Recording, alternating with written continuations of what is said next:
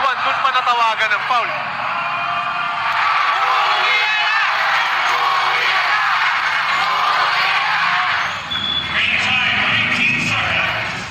Alright, 19.3 seconds remaining sa ating MPBL Bida Barangay Liga Season 2. Buong season, ito na yung final game. Yes, final game.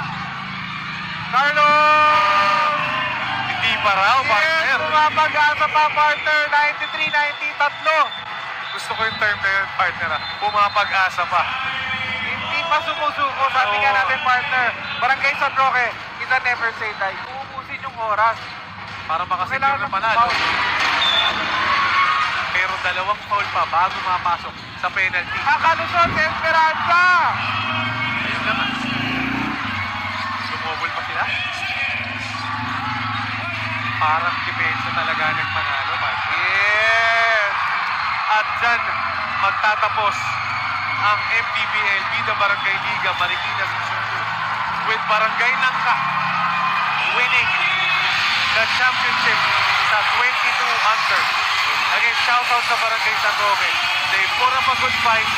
It was there for the taking. Pero yun nga, ganun talaga, partner. Merong natatalo,